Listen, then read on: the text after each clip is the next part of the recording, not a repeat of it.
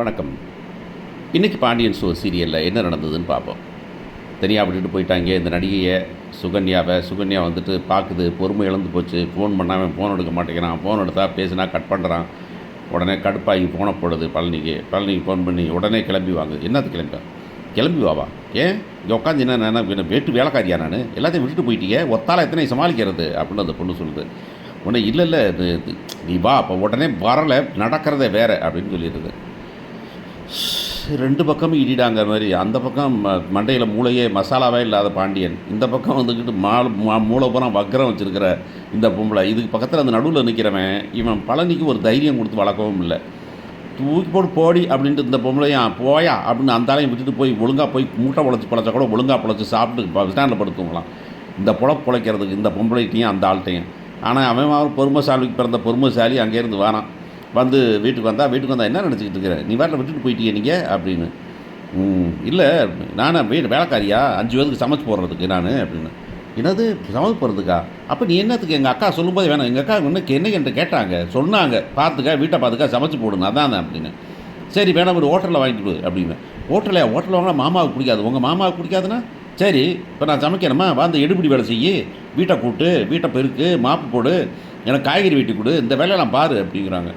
அவனும் பாவம் மாஞ்சு மாப்பு போட்டுக்கிட்டு இருக்கும் போதில் தண்ணியை பிடிச்சிட்டு வாங்க, போய் குடத்தில் தண்ணி எடுத்துகிட்டு உட்காந்துட்டேன், மாப்பை போடு, போய் இந்த காய்கறியை வெட்டு அப்படின்னு சொல்ல ஏன் பொண்ணு அப்படியே தூக்கி போட்டு போக வேண்டியதுன்னு போயிட்டு நேராக வந்துட்டு 2 எதிரிகளையும் மோத விட்டுருக்கணும். யார்? பாண்டியனையும் சுகன்யாமையும். அப்போ வெளுத்து நல்லா இருந்திருக்கான்.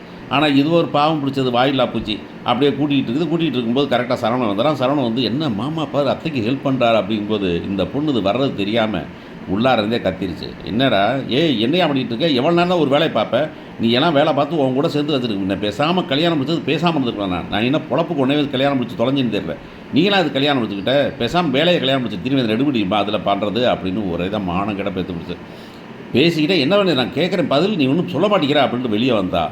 சரவணை பற்றின சரவணா நீ எப்போ வந்த அப்படிங்கிறாங்க. இல்லை இந்த மாமா விட மாட்டேங்கிறாரு, எந்த வேலையும் அவருக்கு தெரியல, என்னையும் செய்ய விட மாட்டேங்கிறாரு, அதுக்கு ஹெல்ப் பண்ணுறேங்கிறாரு, 2 ரெட்டை வேலைக்கு போகிறாரு, கொடுங்கன்னு மாப்பை வாங்கிட்டு அந்த போல ஓடி போச்சு. சரவணுக்கு தெரிஞ்சு போச்சு உண்மை. நான் கூட நினச்சேன் இதை நம்பிட்டு என்ன மாமா அப்படின்னு நம்ம சொல்லுவேன்னு நினச்சேன். நல்ல வேலைடா, என்னங்கிற ரொம்ப பொறுமை இழக்க வைக்கலடா சரவணன் புரிஞ்சுக்கிட்டான். ஆனால் அதுக்காக என்ன ஆக்ஷன் எடுத்தான்? ஒரு ஆக்ஷன் இல்லை, மொட்டை மாடிக்கு பீர் வாங்கிட்டு போயிட்டான். பீரை வாங்கி கொண்டு போய் கொடுத்து மாமா குடினா என்னடாண்ணா இப்படி பிரச்சனைன்னு கடைசியில் அவர் பிரச்சனை இப்போலாம் சொல்லிடுறார். நீ எல்லாம் கொடுத்து வச்சவன்டா, எது கத்துறானே தெரியலடா, ஏன் கத்துறான்னு தெரியல. அங்கே போனால் கொப்பம் கத்துறான், இங்கே வந்தால் இந்த பொம்பளை கத்துது, இதுவாக கற்றுக்க வந்துட்டு அவர் கத்தே பராயில்லைன்னு இருக்குதுடா, அந்த மாதிரி ஆகிப்போச்சு அப்படின்னு சொல்லிட்டு என்னம்மாம்மா பண்ணுறது, எல்லாத்துக்கும் பிரச்சனை தானே. இப்போ உனக்கு என்னடா பிரச்சனைனா? எனக்கு நீ பரவாயில்ல நல்லா இருக்கிற அப்படின்னு. இல்லாமாம்மா எல்லாம் அப்படி தான் தெரியும், இக்கரைக்கு அக்கறை பச்சை எல்லாம் பிரச்சனை தானேனாக்கா. வழக்கமாக என்ன பண்ணுவாங்க, தண்ணியை போட்டாங்கன்னா ஒரு பீர் அடித்தாங்கனாக்கா அவன் சோகத்தை இவன் சொல்லணும், இவன் சோகத்தை அவன் சொல்லுவான். இங்கே இவங்கெல்லாம் வந்துட்டு தொடங்கும் போதே சத்தியப்பிரமாணம் எடுத்துடுவாங்க, கண்ட்ரோல் பண்ணிட்டுக்கலாம் சாராயம் குடிக்கிறீங்க நீங்கள். இப்போ 2 பேர் பேசும்போது சொல்ல வேண்டியது இப்படி ஆகிப்போச்சு மாமா அப்படின்னு சொல்லணும் தானே. அப்போ கூட சொல்கிறாரு, அன்னைக்கு கூட அப்படி தான் மீனா சொன்ன ஒரு விஷயம் சொன்னிச்சு, அந்த ஒரு விஷயம் என்னான்னு சொல்ல வேண்டியது தானே, சொல்ல மாட்டாங்க. அதான் சொன்னேன், கதைகள்லாம் வார்த்தைகளில் வச்சு தான் விளையாடுதே தவிர கதையில் ப்ராப்பரான மனுஷ கதையில் இல்லவே இல்லைங்கிறது தான்.